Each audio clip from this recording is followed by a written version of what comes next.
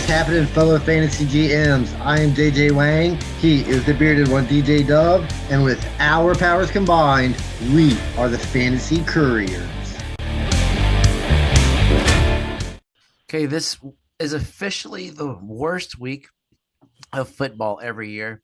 I think there's something called the Pro Bowl skills game. Like, honestly, as we're recording this, I'm thinking that in my head, going, I don't even know who's doing it, what they're doing. There's probably some crappy flag football game and something like that. So it's a dead week, but we're still talking fantasy because it's still one of those weeks of the year that's in between the first and the 52nd week. And that's when we like to talk about fantasy football. So we are here every week.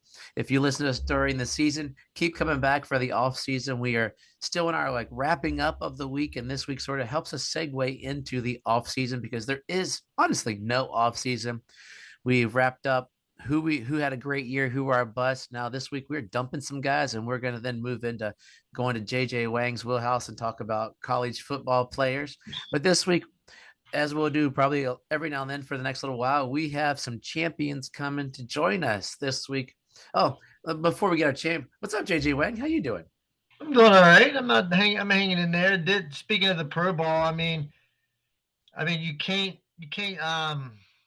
diss the Pro Bowl when your alternatives are Drake May and Russell Wilson. I mean, that just has Pro Bowl written all over them. So yeah, I mean, who's not looking forward to the Pro Bowl weekends these days? I mean, how about Tyler Huntley was a Pro Bowler years ago, and what did he play, like 4 games that year or something like that? That's how quality. Nobody wants to be a part of this thing.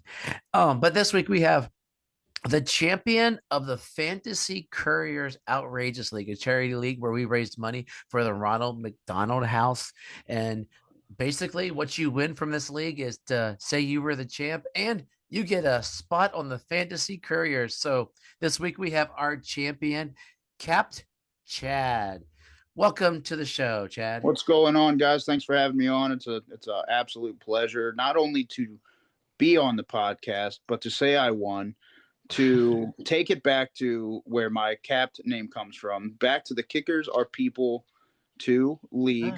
That is also a great league, but to be able to go to them and say, hey guys, look, man, you're dealing with a champion, not only in other leagues, but now this league. So now I put it on my resume. I gear up, get ready for next year and go kick butt, not only in this league again, but other leagues and be threatened to be dethroned, but I don't see it happening. But doesn't it make you a better person too? Like they're winning money they put in their bank account. You helped children. You were like, I don't know. I mean, you're like Mother Teresa and Gandhi all put together. You won a championship and children get to stay in a house when they go have surgery. How great. I mean, absolutely. And that's the best thing about, in general, not just fantasy football, but sports, right? Is there's bigger platforms other than just the game, and being able to, give that contribution, still have fun and still do something I'm passionate about, but also give to others that are in need and definitely need assistance and get that help that they need to continue living their life and be passionate and do the things that they love to do. Yeah, and I don't know if I told this preseason, but the reason I chose Ronald McDonald House is because when I was a kid, my brother had heart surgery, and they put up my folks for a weekend while he was having a surgery. So it's near and dear to my heart. But Chad, before we jump into the meat and potatoes of the episode, tell your fantasy story. When did you start?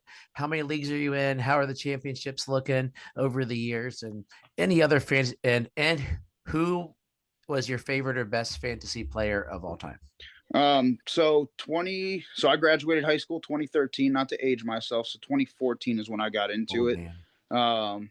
Definitely an old man, just hit 30 this past year. So I feel old. I sound old when I wake up in the morning, but I digress. So going back, I'm a diehard, Redskins football team Commanders fan. So it was always Sundays were that day to watch my team lose, get heartbroken left and right, but still be dedicated. Well, then it got boring, and then somebody said, hey, why don't you do fantasy football? And I've heard about it. I learned about it and said, why not give it a try? Then all of a sudden my eyes, I was born into the world of there's more than just one game on Sundays, started paying attention to the whole league, and I was like, wow, this is awesome. So then the art of fantasy was born within me. I started with one league. Actually, I started doing pick'em games, and then it led into fantasy football. So one league turned into two turned into four, and this year I did a max out of 7 leagues this year. 5 of the 7 I placed in playoffs and was a contender. Only took home the championship in one. But you know, it's definitely something that it makes you feel like you're part of the team. I live by this notion of I am the manager. So it's great. You know, it gives you this feeling of power for 18 some odd weeks. And then all of a sudden it goes away and you don't know what to do with yourself. Well, there's plenty to do. Now you got to watch free agency, keep up with what happens in the combine, which draft picks we think are going to be good and totally stink. It just keeps going. And I would say you asked who my all-time favorite or who my all-time best draft pick was. I'm got to say the homer pick is right now Jaden Daniels for sure. I drafted him in this league.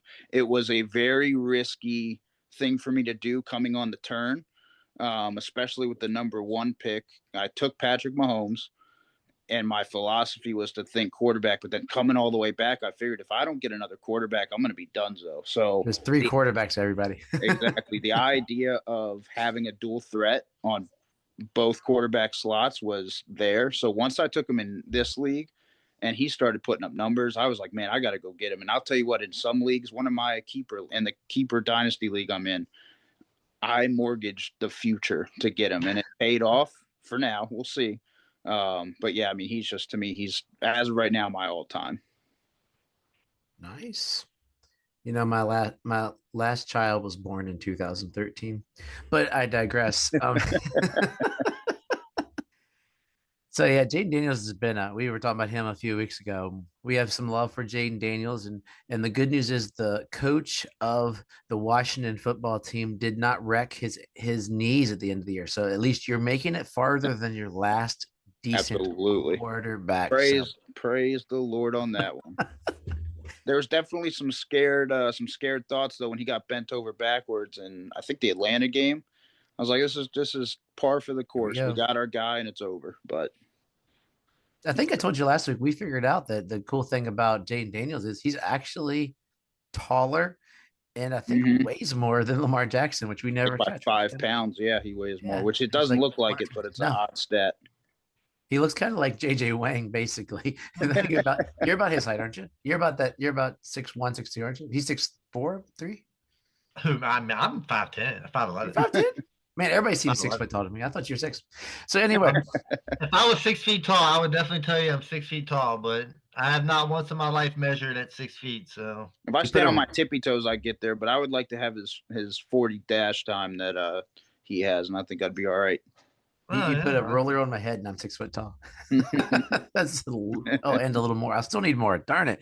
Okay. Anyway, so this week, what we're doing is we are at the end of the previous season. We're going to watch the Super Bowl, and people keep asking me, who do you want to win the Super Bowl? And I have the same talk I had last week. You're not going to like this one, Chad, but I was like, no matter what, we all lose, because if the Chiefs win, we got to hear about the three-peat.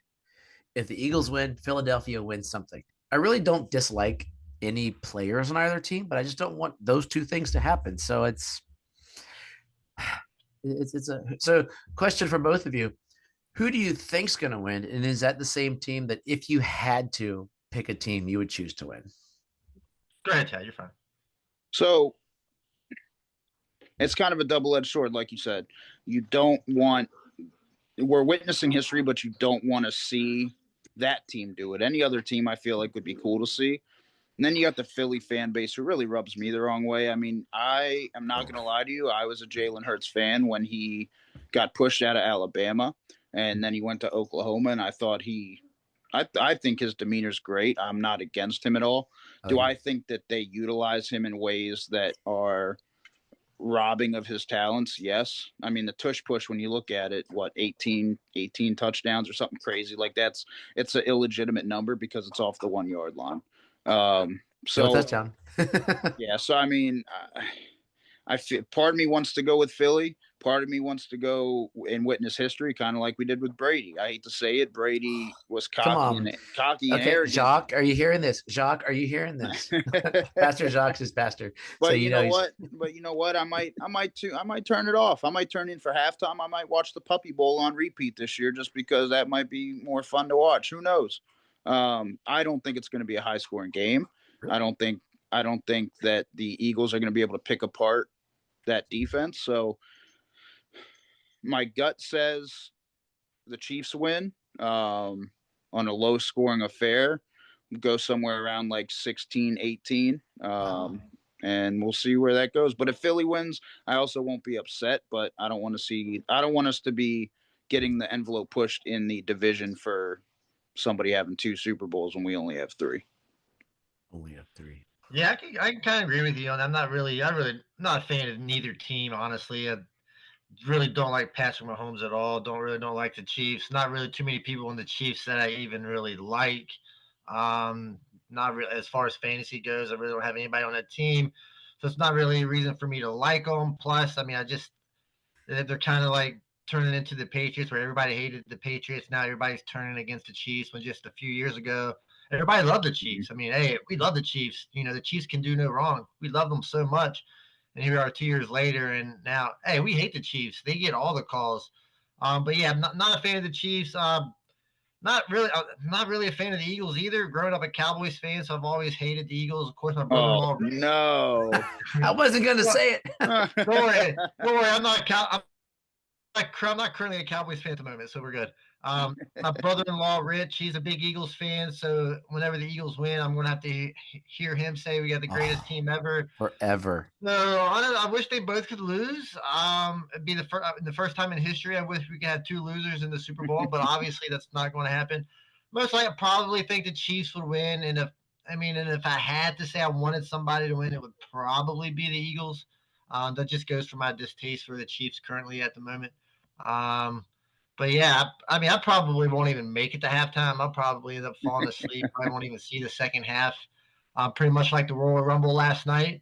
Waited up the whole night for the men's Royal Rumble and got to watch about the first 10 picks and woke up as the last guy was getting eliminated. So kind of missed out on that altogether. But yeah, I'm sure it'd be a good game.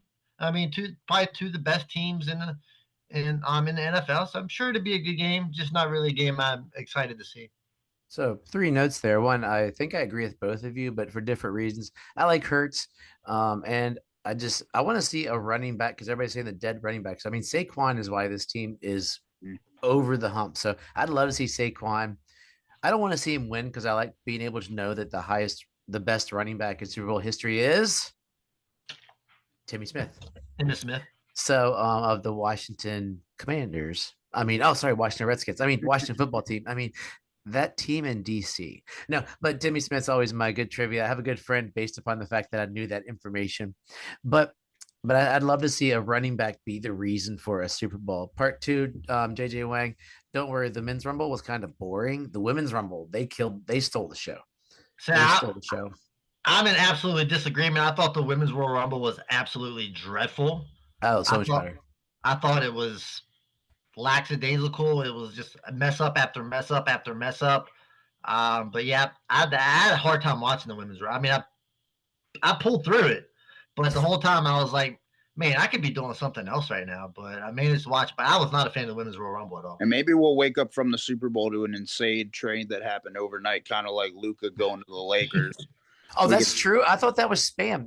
Luka really went to the Lakers. Yeah, that's a true story. I was watching. Oh, holy cow! I thought that was a fake story. They thought it was a total gimmick, and they read it online or on air, and they're like, "No, there's no way this is happening." And then it just started rolling out. It was nuts. Whoa! Like I saw that, and I thought that was totally one of those. Those things that shows up on Facebook is a face thing. And 3, Pastor Jock. Real quick side note: at church today, he was really excited because he is when I say diehard LeBron James fan, you talk about somebody that just worships his gameplay and the way he plays, kind of like he does Brady, but LeBron is all. Oh yeah, absolutely. So if you find, you go to the store and you find a Lakers jersey, a Heat jersey, Yeah, maybe even a Cavs jersey. Maybe even what high school did he go to? That one, no, it's at Ohio School. Crud. Send anyway. Jacques wears a medium. Get him a LeBron James jersey. Send it to him. He'd gladly wear it. Man, Jacques and I were good friends. I like LeBron James is why I loathe basketball anymore. I used to love basketball. I don't like LeBron James is a stellar athlete, but just what he did to the game for me ruined it. Anyway, this isn't about any of that. The Lakers. You did hit a thing there. Is the what was it? Someone today we were talking compared the Chiefs to the Lakers. I know Mahomes has been getting a lot of Michael Jordan, Kobe Bryant-esque talk, and he's turned it down for sure. Good. But I mean, he's also, going. He's going last night, apparently the Eagles players were spotted at the Sixers game, so there's a little distraction, it looks like, over there that they need to be careful with. Maybe they rest him.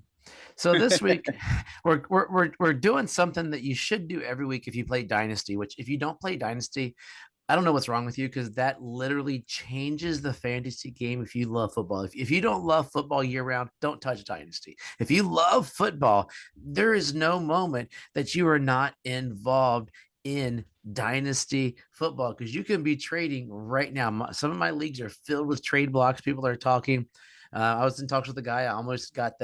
I almost was looking to get Joe Burrow recently, and he's still asking too much. I could have got him on the season for cheaper, but Joe Burrow goes bunkers. It is non-trades have consequences. But there's these guys on our team. We have drafts coming up, and there's guys you just got to get off your team to clear some space. So we're cleaning house. We're dumping some trash. Some guys that might have helped us out a little bit this week or in years past. And I've got a zag kind of guy that I'll close mine with. But we're gonna look at some guys that, yeah, our heart says we might want him there, but we know we got to move him on. Or we're like, dude, this guy's not going to do diddly squat ever again, even though he was on our bench. And some of these guys, I think both of us have some guys that never did do diddly squat. So basically, Chad and I are going to pop out some names, and JJ Wang is going to be the pundit, telling us our color commentator. Is that what you'll be for the day? Be like, yeah, that guy call me sucks. that. I'll try. I'll first place. I'll try my best. See what happens. So, Chad, pick your guy, throw him out. Doesn't have to be in the order. Any of the guys on your list you may throw out. Wan'Dale Robinson. Ooh, why are you clearing out Wan'Dale Robinson? I don't foresee the Giants going after, or this quarterback class that's coming out. So they're either going to have to go get somebody in free agency, who the only person really available is going to be Darnold. We'll see if he goes there or somewhere else. But then I just don't foresee them having a quarterback that is going to be able to get it done if it's a rookie. And I think Neighbors is going to demand so many more targets that I just don't see. Wan'Dale came on so late in the season as well. I don't have time for him. I don't have room for him. He was a late year pickup because of the stacks that I had later down the road, or in the beginning of the year, I'm sorry. Because I believe I took Brandon Ayuk early in the year, and then he ended up getting put on IR. So that was when I was looking back at this before we jumped on. I looked at my week 1 roster versus my end of year roster, and Wan'Dale wasn't even a picture. He wasn't even on my week 1 roster, so I could do without him going forward. Yeah, I mean, I can agree with that. I mean, I've got him on one team. I'm probably feeling the same way. I mean, this guy's, of course, is only 5'8", 185. So right there, it's a good enough reason to pretty much drop him right there, because not too many 5'8" receivers are going to bust or are going to pop off. But yeah, he's averaging 7 yards a catch for a receiver. It's not great. A bunch of short yardage stuff. That team is in utter disarray. We don't know who the quarterback is. They've got a number 1 receiver on the other side. Will he pop off for a 15-point game? Sure. But, I mean, there's plenty of other people that are a little sexier that I would rather have on the back end of my roster that could maybe really help me a little more. So, yeah, I'm right there on board coming into the league. I mean, there was a lot of people on him. People thought he could be something special, show some flashes, but just not enough to warrant keeping him on your roster. And I'm agreeing 100%. You want to get rid of him? Time to ship him out, man. And I'm thinking I'm agreeing with you guys. He's going to end up being one of those people that on a team probably has a lot of value. I mean, the dude got 140 targets with terrible quarterback play. So I don't know if it can get worse. I mean, if Shadir Sanders goes there, looks like Cam Ward's going first. So Sanders is probably going to go here. Uh, so it might benefit him, but as you said, JJ Wang, 7.5 yards of carry is, I mean, a reception. I mean, the dude had 93 receptions and did not break 700 yards. That's crazy. Like the receptions were insane that he had there. But he's going to be a little useful gadget kind of guy. Good for probably better for the Giants than he will ever be for any of us. So, Wandell, peace out. Do you think anybody would trade for Wandell? Would you throw him like? I mean, you first thing you do in Dynasty, by the way, everybody's if you got a guy you're going to drop, try to trade him first. Maybe someone will be like, "Ooh, I kind of like him," and get a third rounder if you got fourth rounders. Like see what people will do. Maybe, but I feel like if somebody's offering, hey, interested in Wandale, Never I'd know. probably say no, and then 2 weeks later, I'll be like, oh, I could just pick him up off their waiver wire because he was just looking for somebody to score a draft pick off of. I mean, I think it would be hard to trade Wandale unless you're just throwing him into some random draft with some bigger names in there. Hey, let me throw in this guy, but yeah, I can't imagine anybody wanting Wandale Robinson. Yeah, I definitely agree. I'd be more likely to take a flyer on one of the rookies coming out or try somebody different before I even. I mean, yeah, okay. If you get a trade from somebody, it's going to be a back end of the draft kind of trade, which what value is really going to be there.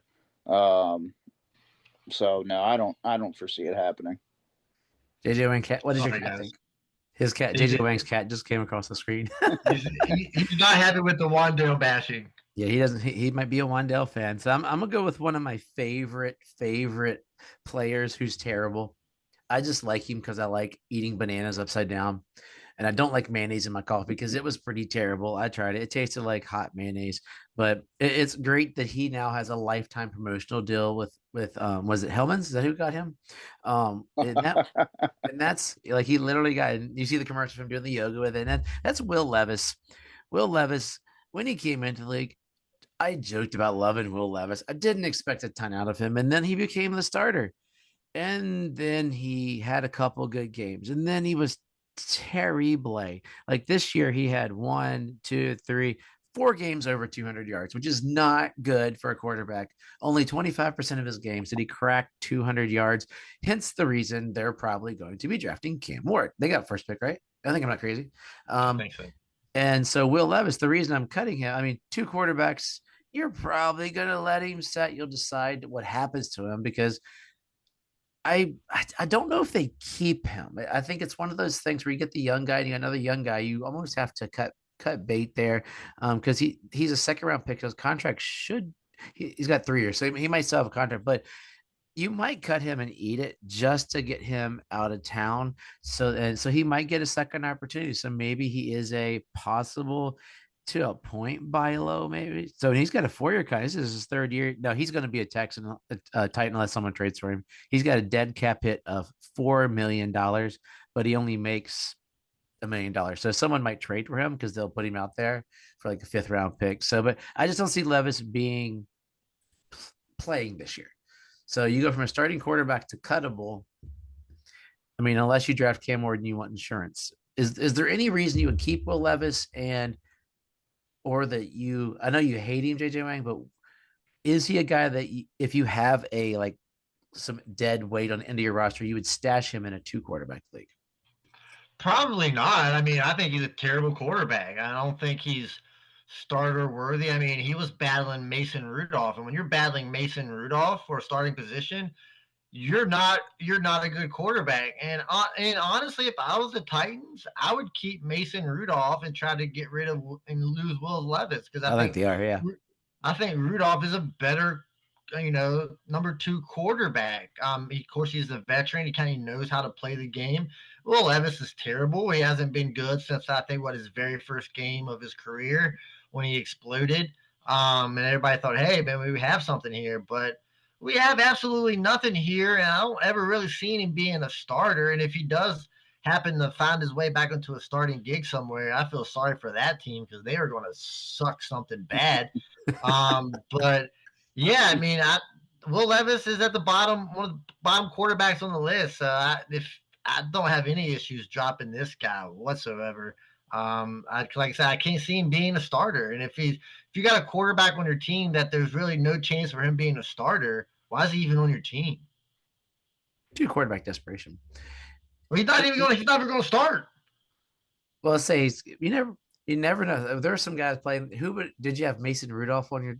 I mean, but it's sort of that desperation. I've started Mason Rudolph several times this year, and I would start Mason Rudolph for the rest of my life over Will Levis in every situation ever possible. The only thing Will Levis was good for was a good laugh and a good meme on a weekly basis. Absolutely. Yep. So I take it, Chad, you're in agreement of Will Levis to stay. I mean, I think Will Levis is one of those quarterbacks that if he's starting, he's good enough for you to grab if you desperately need a bye week quarterback. You get him just to start somebody, and that's it. Don't expect any kind of home run game. Don't expect any kind of major fantasy record performance. He's just going to get you a couple points here and there. He might throw a touchdown. Other than that, that's all you're going to get out of him. Chances Will Levis, just a real quick hit. A percentage chance Will Levis in 8 years is Sam Darnold.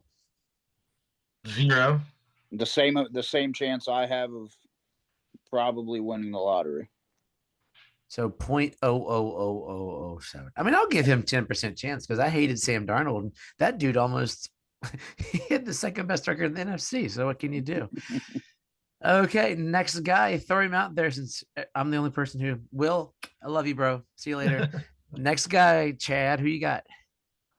I'm gonna go Ray McLeod, and not for any particular negative reason, but it was inconsistent having him in a situation where I had to start him week in and week out, just because my depth at the wide receiver position was not that good. Now, obviously, that's a me problem, but then at the same time, Cousins was so terrible this year. You weren't getting consistent play from him, which then trickled to everybody else. And they were so run heavy with Bijan, I think, this year, that their receivers suffered, other than Drake London. And Kyle Pitts is, a shadow of his college self, in my opinion. Okay, there. Thank you.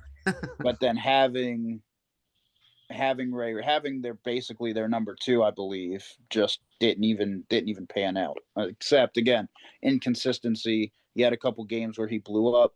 Then a couple games he'd only get 1 to 2, maybe 3 catches a game. I mean, I'm right there. Ray McLeod was pretty much like I am Wan'Dale Robinson.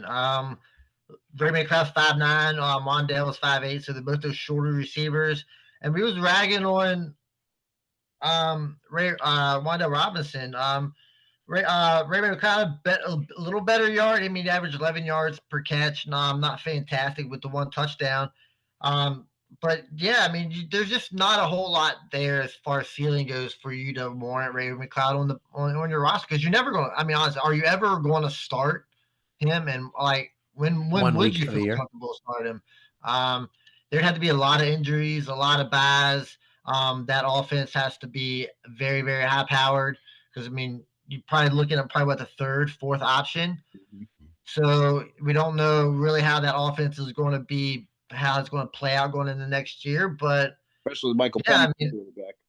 Yeah, so like I said, you just don't know how that's going to work. I mean, it really wasn't that great with Kirk Cousins. Kirk Cousins was awful. But yeah, I just don't think there's enough ceiling there that you're ever really going to start him, or at least you would ever feel comfortable starting. So I would rather take a chance on 2nd round, 3rd round rookie and just leave him on the waiver wire. And he's probably going to be there next week. And if I really need him bad enough, I'll just go back and pick him up. So yeah, I mean, he's one of those guys at the bottom of your roster where every now and then you'll see him make a big play.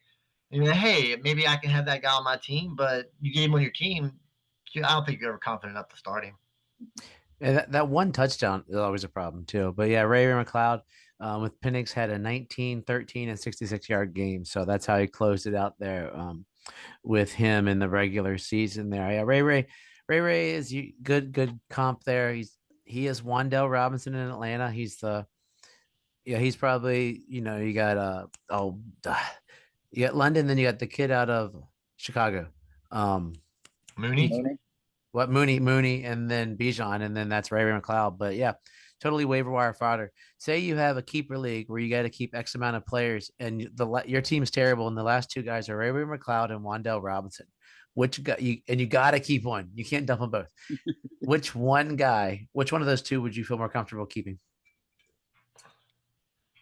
I'd probably keep Ray McLeod because I think there's a little more explosion there. I mean, at least he is averaging double figures per catch. At least Better he's getting team. the first down on average every time he's catching the ball. So I would take Ray McLeod, and just if you're watching football on a Sundays, I feel like there's more explosive Ray McLeod plays than there are Wando Robinson plays.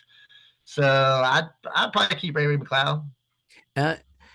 And there's a chance he's not a Falcon next year. They have a $500,000 buyout or pay him $4 million to play football next year. So I don't think he's a Falcon unless they renegotiate him. And one last piece of trivia. How many teams has Ray McLeod played for? Probably 5. Oh, yeah. Yeah, Can you name all 5? I know San Francisco is one of them. Yep. Falcons. Atlanta's another one. Pittsburgh, Carolina, and he started with Buffalo. So Buffalo, Carolina, Pittsburgh. I would have missed Buffalo and Carolina. I thought he was with Pittsburgh longer. He was with Pittsburgh for 2 years. So I'm going to take my next guy here. Who did I have? Oh, my next guy. This one hurts because he did me so good years ago. And he falls into the Ray McLeod as far as the reason he's not going to be on the team other than he's old. And that is Raheem Mostert. Raheem Mostert was a solid speed guy in San Francisco, but he just kept getting hurt. And then he started out as a Dolphin good decade ago. And then apparently he went to the Ravens, the Browns, the Bears. This is a new stat. I'm using Pro Football Reference. And he was with the 49ers for a while. And that's where he got his name. Or when he would play, he would just go bonkers.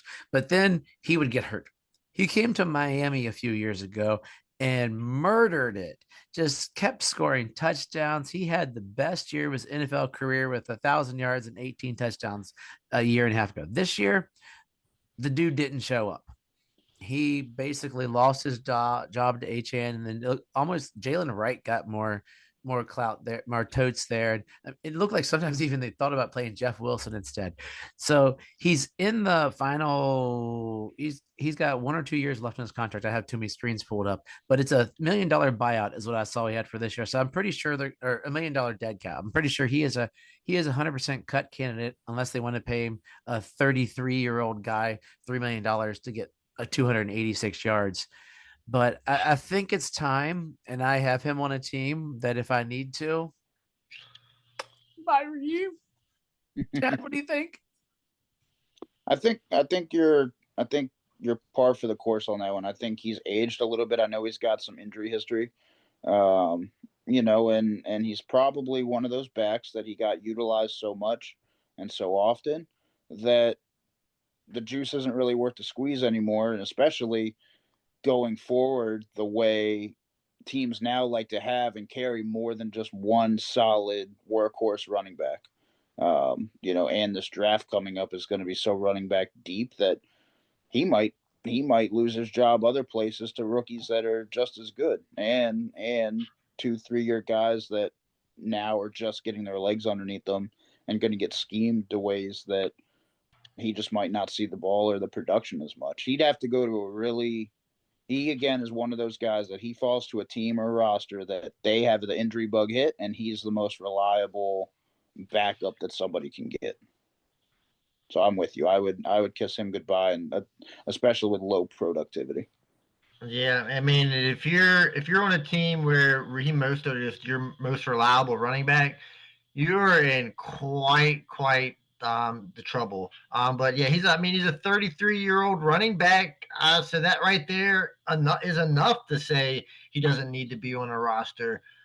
He's coming off the worst season of his career.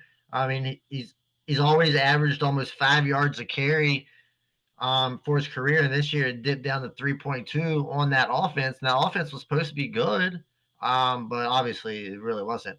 But yeah, 278 yards. 33 years old. So, I mean, worst season of his career. I can't imagine, honestly, being in the NFL that much longer. So I mean, if you're going to cut ties with him now, I think now's the perfect time to cut ties with him. Yeah, and a fun fact: his first name is not Raheem; it's Dominique. With him, the only thing that would make me wonder is until he's officially done, and with running backs dropping like flies, if your rosters are ginormous, I don't know what. Like there are some crappy running backs that we all carry on deep dynasty leagues that he might not like. I still have Deuce Vaughn on a couple of teams, so Raheem Mostert might survive just for that fact. But he's a guy that I should cut, or maybe I shouldn't. I don't know. We each have two players left. I'm going to group one of our series together, and then we'll each do our last guy. One of the players that Chad put was Sincere McCormick, and I put Zamir White. So basically, both of us are clearing out. He's clearing out the rookie running back, and I'm clearing out the sophomore running back from Vegas. Do you think, Chad, that you're clearing him out because you don't see him ever being good again, or do you see someone coming to town? I got a name.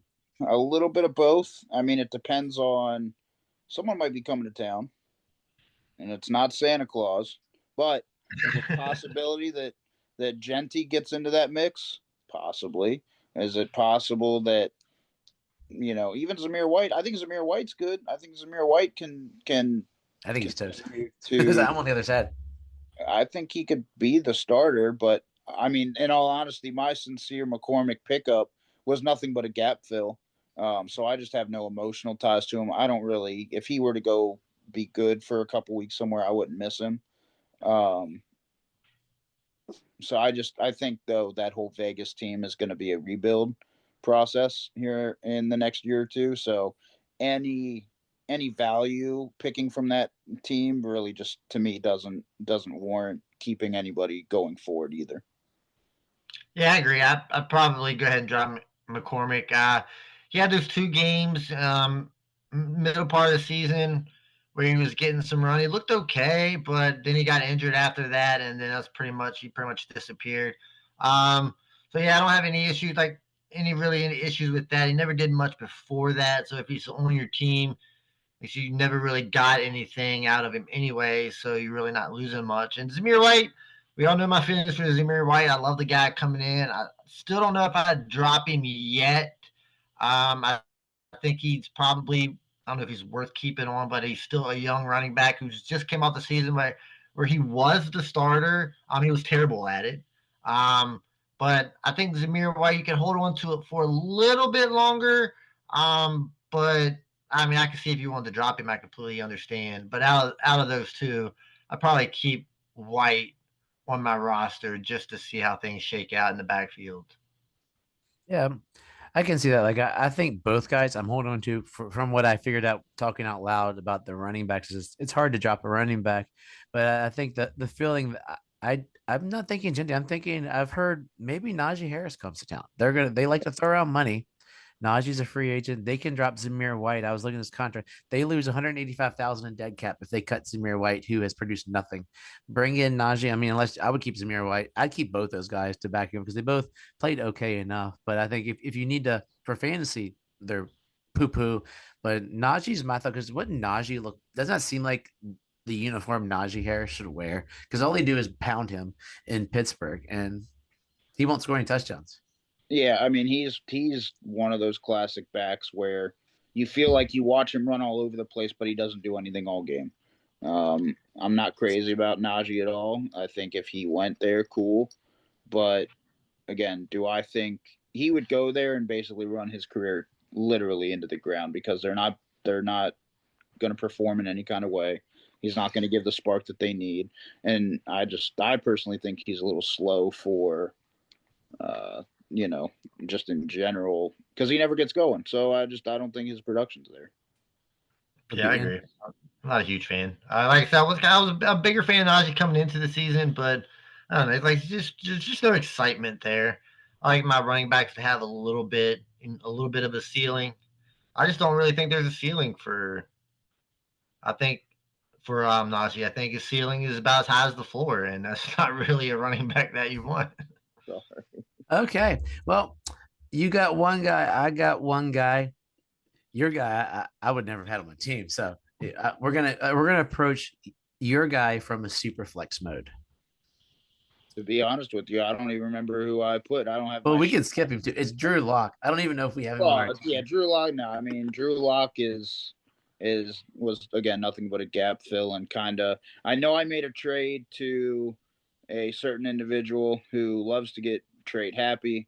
I believe it was Jacques. I'm sure. He loves to get trade crazy. So there was something in there where I think I gave him Derek Carr to grab somebody else because I didn't see much value in Carr being at my third position. That was when Carr was kind of on his downward, and then all of a sudden he went into his injury issues. So I lucked out in that aspect. But then again, getting Drew Lock, they were playing garbage football games at the end of the year. So his one-off, 3 touchdown performance that he had, I mean, I believe that's what even pushed me through the championship, was he put up 50-something points for me at one point in one of his games. So yeah, he had the high. I think that was the highest.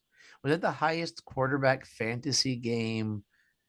Yeah, either in the last so far, or it might have been ever. It was something ridiculous. Like Drew Lock has a stat because of that game where it was that garbage game where he put up 5 touchdowns. It's that stupid game he had, but it ended up being some fantasy record. He had the game that Will Levis dreams about having, but will never have. But yeah, so it was. Yeah, I forget. I'm trying to pull up, see what it was, but I heard it and I was like, oh my gosh. So yeah, I think is Drew Lock's dead to all of us, right? Absolutely. Oh yeah. Okay, cool. I can't imagine Drew Lock being on anybody's roster. I mean, I picked him up at some point during the season, just because I know that quarterback situation is dreadful. So I thought, hey, maybe there's a chance. But I mean, he's really bad. Oh, he's atrocious. But you got to do what you got to do, right? Do what you got to do, man. So let me end on something. I took this one with a different approach because the guy I'm mad at, one a guy I love, man. But Cooper Kupp. Absolutely. Cooper Kupp had a 3 for 0, 3 for 24, 1 for 29, 1 for 29, then a 5 for 61. That's how he closed out his year. He also had a 3 for 17 this year, was hurt, had 2 games over 100, 1 at 92. And he just basically spent a year. I traded a little bit earlier when I had Puka, he got hurt, traded for Cooper, then Cooper got hurt and then crapped the bed. And I'm just mad at Cooper Kupp. He's not a guy that you're going to outright cut, but he's a guy that you might trade for pennies on the dollar because the dude's birthday is June. He'll be 32 as a receiver. Puka's the man. And Williams is getting all the touchdowns. So Cooper Kupp to me is the guy I need to get off my roster because I'm going to want to play him because he's that guy you play because he's Cooper Kupp. But then you're like, oh, we got 0 for 0 yards. Well, yeah, it's my dumb fault because it's off Cooper Kupp.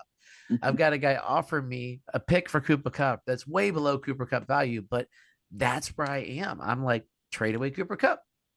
Not cut, but trade away. So he's that into the roster guy. From a Triple Crown winner to...